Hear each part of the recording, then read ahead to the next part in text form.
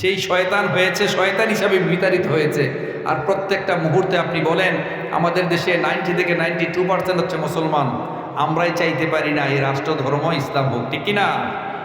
আপনি কি চান? চান কিনা? কারা কারা চান? দুই হাত তুলে আল্লাহকে দেখান। লিল্লাহে তাকবীর, লিল্লাহে তাকবীর। হাত নামান। ভাই আরো কষ্ট লাগে, আরো কষ্ট লাগে। আপনি কাকে দোষ ধরবেন? হিন্দুদেরকে, বৌদ্ধদেরকে, খ্রিস্টিয়ানদেরকে? 92% মুসলমান হওয়া সত্ত্বেও আমরা চাইতে পারি না রাষ্ট্র ধর্ম ইসলাম হোক, ঠিক কিনা? উপরন্তু আমাদের মতো কিছু আলেমে দিন পোশাক আশাক এইরকম মনে হয়, তারাও যখন কিছু কিছু হালুয়া রুটির কারণে, গরম গরম জিলাপি আর হালুয়ার লোভে, কিছুমাত্র এদিক সেদিক হাদিয়া তোহফা পাওয়ার লোভে আমাদের পুরনো শকুন যারা আমাদের মানচিত্রকে বরাবরের মতোই খামচে ধরতে চায়, তাদের সাথে পর্যন্ত আঘাত করে, ঠিক কিনা বলে? তাই ভাই, আপনি যদি অন্তত মন থেকে চাইবেন ইকামতে দিন, ইয়া আইয়ুহাল্লাযীনা আমানু দুখুলু ফি সিলমি কাফা। আল্লাহ তাআলা কত যত্ন করে আদর করে বলেছেন, হে ঈমানদারগণেরা, হে মুমিনেরা, হে বিশ্বাসীরা, তোমরা পরিপূর্ণভাবে ইসলামে প্রবেশ করো। আমার আলোচনা এখানে শেষ। যে কথাগুলো বললাম, এই কথাগুলো আমি আমাকে নসিহত করার জন্য বলেছি, আমাকে সংশোধনের।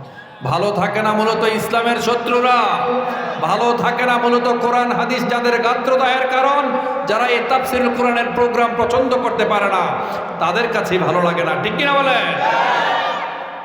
আপনি যখন জোরে জোরে তাকবীর দেন, আপনি যখন তাকবীরে আকাশ বাতাস মুখরিত করেন, আকাশ বাতাস প্রকম্পিত করেন, বিশেষ করে সীমান্তে আপনারা দেখেছেন রিসেন্ট যা ঘটেছে, আমার দামাল ছেলেরা, আমার প্রিয় ভাইয়েরা সীমান্তে গিয়ে যে আল্লাহু তাকবীরে আকাশ বাতাস যখন মুখরিত করে, এতে করে শয়তানের বন্ধু যারা, ইসলামের শত্রু যারা, তাদের অন্তরে কাঁপুনি চিমুনি ধরে যায়, ঠিক কিনা বলেন?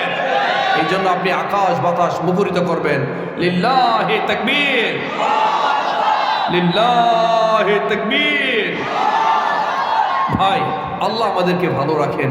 ইন্নাল আবরার লাফি নাঈম ওয়া ইন্নাল ফুজ্জার লাফি জাহিম।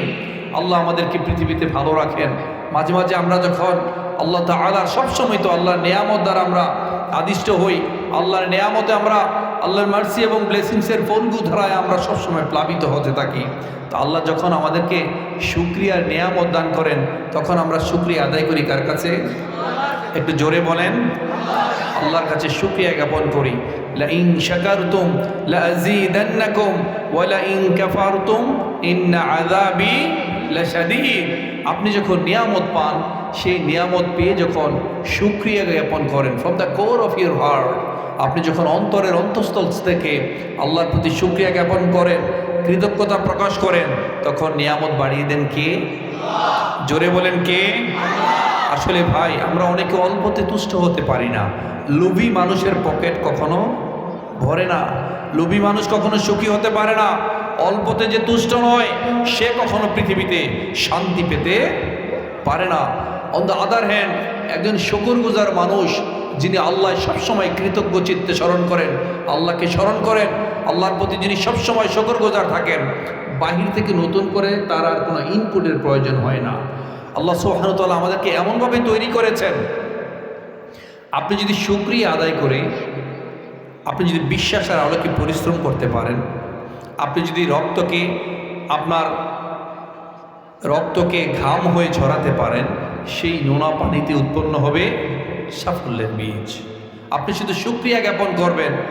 মনে রাখবেন, লোভী মানুষের পকেট কখনো ভরে না। কাফনের যে কাপড়, এখানে কি কোনো পকেট আছে? পকেট নাই। আলহাকুমুত তাকাসুর হাত্তা যুরতুমুল মাকাবির। প্রাচুর্যের প্রতিযোগিতায় আমাদেরকে অন্ধ করে রেখে দিয়েছে। বাবাজিরা, আমি বলছি না প্রাচুর্যের প্রয়োজন নাই, প্রাচুর্যের প্রয়োজন আছে ততটুকুই, যতটুকু না হলে আপনার জীবন চলবে না। কারণ আপনি যদি আর্থিকভাবে ডেভেলপ না হতে পারেন, আর্থিকভাবে সচ্ছল না হতে পারেন, তাহলে তো আপনি যাকাত দাতাও হতে পারবেন না।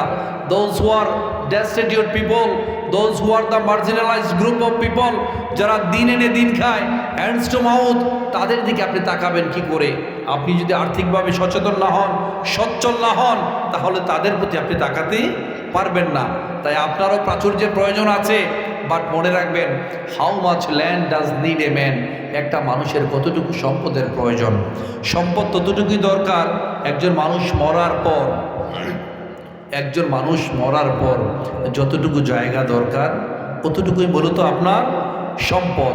তারপরে আমরা দুনিয়ার ব্যস্ততায় আছি। আর আলহামদুলিল্লাহ আমরা যারা আল্লাহ সুবহানাহু ওয়া তাআলার শুকরিয়া জ্ঞাপন করি, অল্পতে তুষ্ট হই, আমরা সবসময় ভালো কাজ করার চেষ্টা করি, মানবিক কাজ করার